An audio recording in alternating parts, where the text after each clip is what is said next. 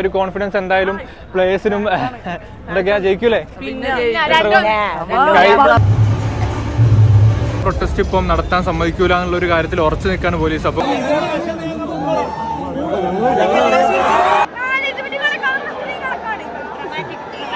Management കണക്കാ, referee കണക്കാണ്.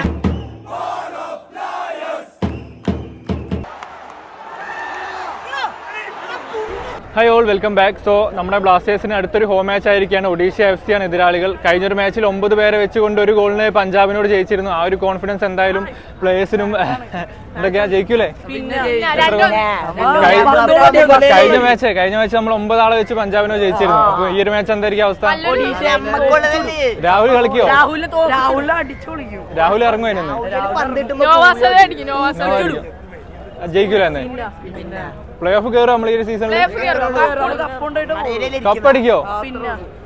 Okay ജയിക്കൂലേ? അത് കേട്ടാ മതി. സോ ജയിക്കും. സോ ജയിക്കുന്നാണ് എല്ലാവരും വിശ്വസിക്കുന്നത്. കാരണം കഴിഞ്ഞൊരു മാച്ചിൽ പ്ലേയേഴ്സിന് കൊടുത്ത ആ ഒരു കോൺഫിഡൻസും ബൂസ്റ്റും ചെറുതായിരിക്കില്ല.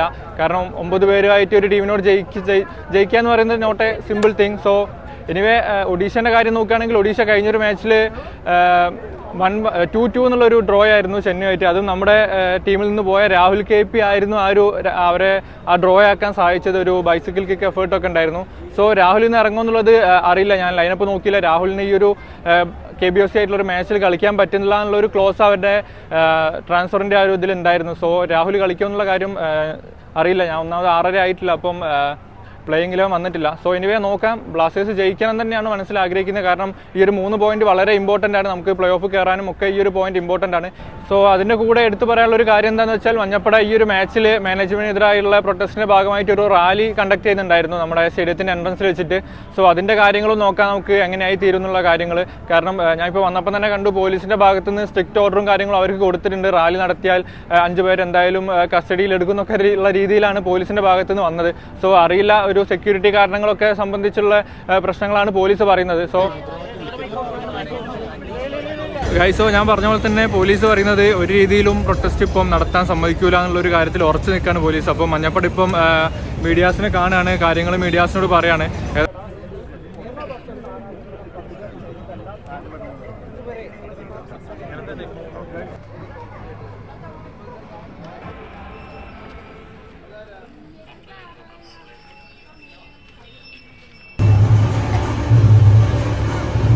So here we go again, AC Gallery, gate number 16.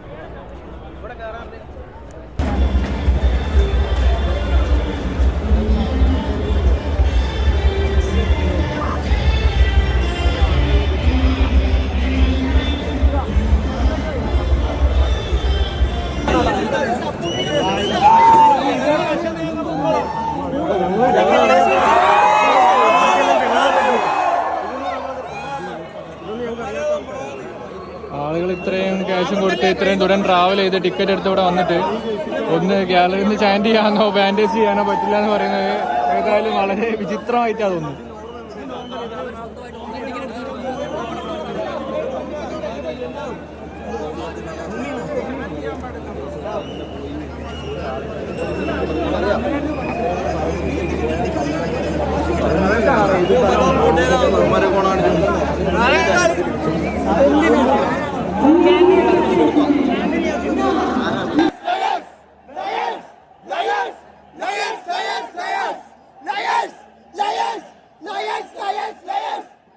അങ്ങനെ സ്റ്റാൻഡിലെത്തിയ പാടന്നെ അവരൊരു ഗോൾ അടിച്ചു. നല്ല തുടക്കമാണ് സ്റ്റാൻഡിൽ. അതേപോലെ തന്നെ നമ്മളെ ചാൻഡിങ്ങോ കാര്യങ്ങളും പ്രതിഷേധങ്ങളൊന്നും പാടില്ലാന്ന് പോലീസിന്റെ ഭാഗത്ത് നിന്ന് സ്ട്രിക്റ്റ് ആയിട്ടുള്ള ഓർഡർ ഉണ്ടായിരുന്നു. പക്ഷേ നമ്മൾ ചെയ്യുന്നുണ്ട്, അവർ പ്രശ്നങ്ങളൊന്നും ഉണ്ടാക്കാത്ത രീതിയിൽ ചെയ്തോളാനാണ് പറഞ്ഞത്.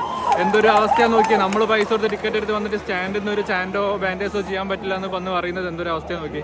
ഏതായാലും നോക്കാം, ഇനി ഒരു ഗോൾ അടിച്ച് തിരിച്ചു വരുമോ എന്നുള്ളത് അറിയില്ല, നോക്കാം.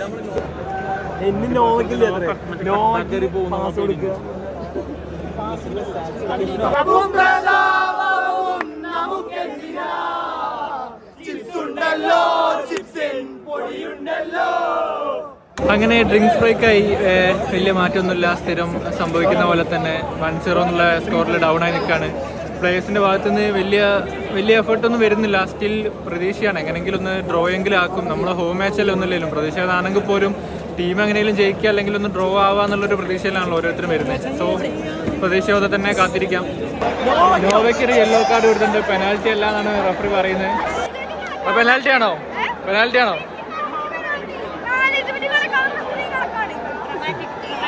മാനേജ്മെന്റ് കണക്കാ, റഫറി കണക്കാണ്.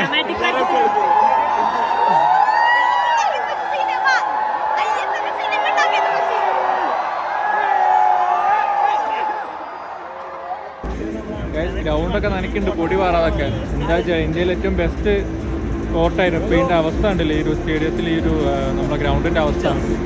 കളിക്കിടെ നനച്ചൊക്കെ കൊടുക്കുന്നുണ്ട് പൊടി പാറാതൊക്കെ. സോ ഗൈസ്, അങ്ങനെ ഹാഫ് ടൈമായി. എന്താ പറയുക, ഒരു പറയാനൊന്നുമില്ല. കാരണം കളി പോരാ, നമ്മളെ കളി 1-0 എന്നുള്ള സ്കോറിൽ ഫസ്റ്റ് ഹാഫിൽ അവരടിച്ച ഒരു ഗോളിൽ തന്നെ നിൽക്കുകയാണ്. നമ്മൾക്ക് ഇതുവരെ തിരിച്ചടിക്കാനായില്ല. ഒരു നല്ലൊരു കളി എന്ന് പറയാൻ പാകത്തുള്ളൊരു മൂവ്മെൻറ്റോ കാര്യങ്ങളോ ഒന്നും ഫസ്റ്റ് ഹാഫിൽ വന്നിട്ടില്ല. സ്റ്റാൻഡ് നിശബ്ദം തന്നെയാണ്. മഞ്ഞപ്പട സ്റ്റാൻഡ് ഇപ്പോൾ രണ്ടാമത്തെ മാച്ചിലാണ് സൈലൻ്റായി നിൽക്കുന്നത്. കിക്ക് ഓഫിൻ്റെ സമയത്ത് ചില പ്രൊട്ടസ്റ്റിൻ്റെ ഭാഗമായിട്ടുള്ള ബാൻഡേഴ്സ് ഉണ്ടായിരുന്നു. പക്ഷേ വേറെ ചാൻറ്റിങ്ങോ കാര്യങ്ങളോ ഒന്നും മഞ്ഞപ്പട സ്റ്റാൻഡിലില്ല. എനിവേ സെക്കൻഡ് ഹാഫിൽ ഒരു ഗോളെങ്കിലും തിരിച്ചടിച്ച് ഡ്രോയെങ്കിലും ആക്കുമെന്ന് വിചാരിക്കാം. നമ്മുടെ ഹോമിൽ വെച്ചുള്ളൊരു മാച്ച് നമ്മുടെ ടീം തോൽക്കുന്നത് കാണാൻ നമുക്ക് ആർക്കും താല്പര്യമില്ല. സോ എനിവേ നോക്കാം. സ്റ്റേഡിയത്തിൽ ഡ്രംസും കാര്യങ്ങളും കൊണ്ടുവന്നിട്ട് ബാൻഡേഴ്സും പ്രൊട്ടസ്റ്റിൻ്റെ ഭാഗമായിട്ടുള്ള പ്രതിഷേധങ്ങളും ഒന്നുകൂടി സ്ട്രോങ് ആയിട്ട് ചാൻറ്റ് ചെയ്യാനുള്ള ഒരു പ്ലാനിലാണ്. ഇത്രയും നേരം നമ്മൾ ഡ്രംസ് യൂസ് ചെയ്തിട്ടില്ലായിരുന്നു. സോ ഡ്രംസ് കൊണ്ടുവന്നിട്ടുണ്ട് ഇപ്പം.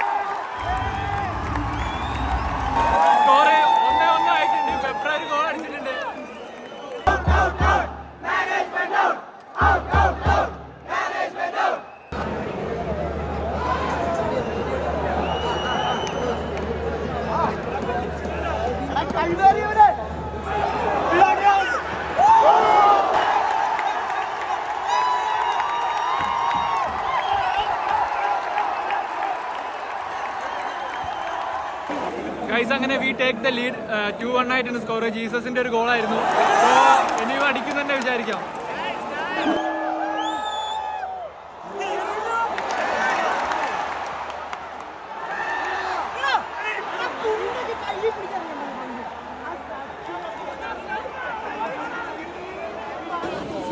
ടു ആയി.